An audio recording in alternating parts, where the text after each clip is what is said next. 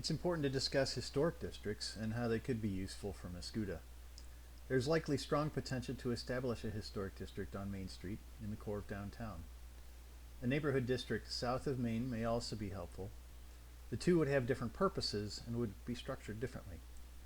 The potential Main Street district would resemble what you might typically think of as a small town Main Street historic district. I'm sure you've seen them in other communities. Our project area focuses on Main Street, and this seems like a natural fit. So why are we also looking at the neighborhoods to the south of Main? We always take a broad view of the local market and know that the health of both Main Street and its adjacent neighborhoods are directly related. Most recent investment in Mascoutah housing has been to the north. Newer homes tend to be larger and on bigger parcels than the older neighborhoods offer, which is typical. However, market trends are clear that nearly 2/3 of home buyers now prefer smaller homes on small lots or no lot at all. Typical buyers are both the empty nesters and young home buyers that are interested in less maintenance, smaller mortgage, and prefer walkable neighborhoods over cul-de-sac type subdivisions. With expected steady population growth, Mascoutah's older neighborhoods can be better situated to attract such home buyers, and the neighborhood south of Main could take better advantage of its historic character and its proximity to downtown's Main Street. The boundaries shown would need to be further developed and may represent multiple districts.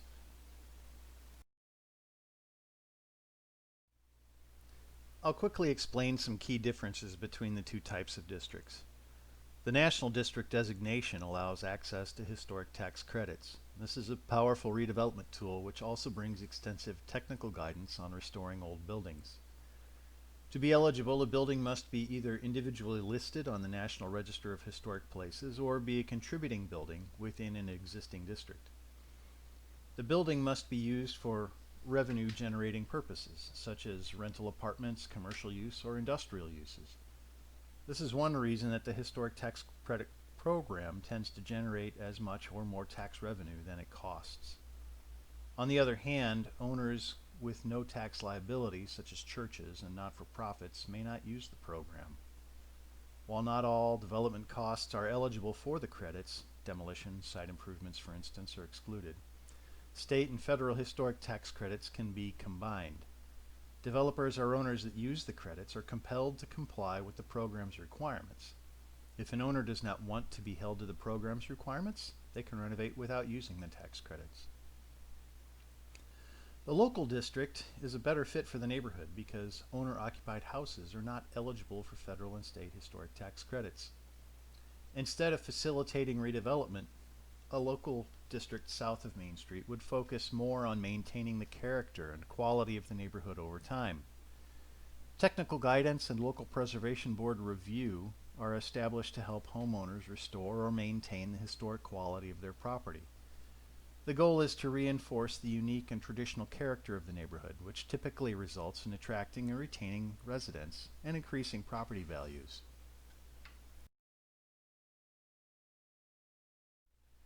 Going into a bit more detail about the National District designation and the historic tax credits, structures that contribute to a historic district or are individually listed are automatically eligible for the tax credit program. The project must hit minimum cost thresholds, and it's usually not meant for small or minor work. Generally, though, major renovation projects are eligible. The Illinois State program may also be used, though the funds are limited each year and the program is competitive.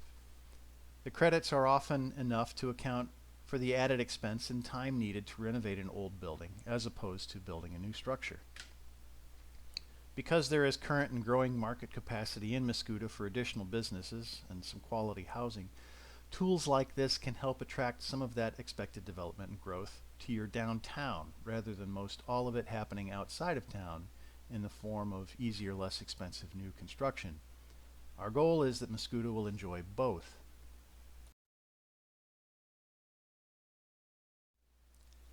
To give a rough example of how the historic tax credits might work, let's look at the mural building next to the recently demolished grain elevator across from City Hall. These numbers are not exact and reflect some assumptions about what a renovation project of the structure might be. Based on our experience, we feel $200 per square foot is a good number to start with to cover the costs that would be eligible for the tax credits. We've not been in the building and expect that number may go up or down based on specific conditions on the inside. However, since the credits are based on a percentage of the costs, it's still a reasonable way to demonstrate how significant the tax credits can be to a renovation's financial viability. Old buildings are expensive to work on. You can spend a lot of time and money just getting to any given repair. Our thought is that the expenses that are eligible for the tax credits could approach $3 million. Combining the state and federal credits would put about $1 million back into the project, with a total expected renovation costs might exceed $4 million. Tax credits would allow reduced long-term debt for the building owner to a point where the achievable rents would be enough to make the project profitable.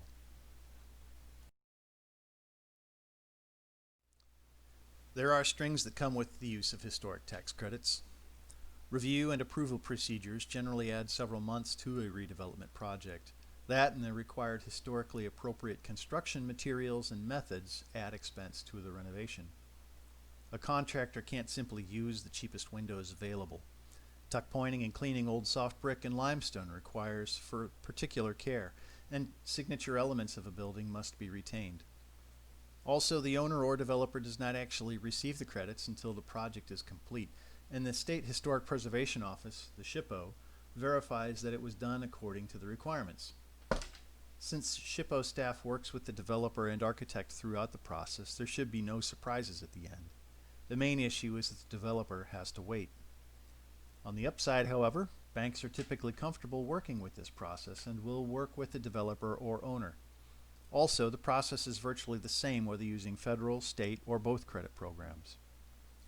Even if a building is eligible for the tax credit program, an owner may choose not to use them if they do not want to comply with the program requirements, or isn't comfortable with the additional time and upfront costs to the project. Let's step away from the national district discussion and focus on the local historic district possibility south of Main Street. This lacks the financial incentives that come with the national district, but still comes with technical guidance and neighborhood aesthetic benefits. It can also put limitations on homeowners of historic houses as to what they may wish to demolish, how home additions might look, and how some exterior maintenance or improvements are done. The intent is to make sure major exterior maintenance or alterations to historic homes do not degrade the historic identity of the building. Local historic districts are managed by a locally established preservation board. This would be people from your community with vested interest in this neighborhood. The preservation board, working with residents within a proposed district, would develop the district guidelines. These guidelines outline the specific requirements and procedures for exterior projects on historic homes. When writing the guidelines for a local district, great care should be taken to make sure they are a useful tool that the community is comfortable with. To establish either type of district, some of the initial administrative steps are identical. Adopting a new or revising an existing local preservation ordinance is necessary to make sure it's appropriate to Mascoutah and its goals. Establishing a local preservation commission is key, making sure it has appropriate representation from the districts being considered. Mascoutah will then need the state to grant it certified local government status, which also makes it eligible for grant funding to help with the extensive research needed to define the district and its contributing structures. This survey work is essential to define both the local historic and get National Historic District designation. I need just a few more minutes to discuss some organizational tools that might be useful. Downtown Main Street districts, like Mascoutah's, have a disadvantage compared to many other shopping, dining, and business hubs. Downtown Main Streets, shopping malls, and strip retail centers all compete for the same patrons. Malls and retail centers generally operate under a single owner, who takes care of marketing, maintenance, events, amenities, security, parking, and other functions. Likewise, many Main Street commercial districts organize in order to take care of these same issues. We feel that Main Street in downtown Mascoutah could benefit from this same approach. Parking, marketing, events, landscaping, and some maintenance could be cooperatively managed. We know that shoppers and diners stay longer and spend more, often up to 15%, when they're in a vibrant, high quality, and easy to use setting, such as a walkable and attractive downtown.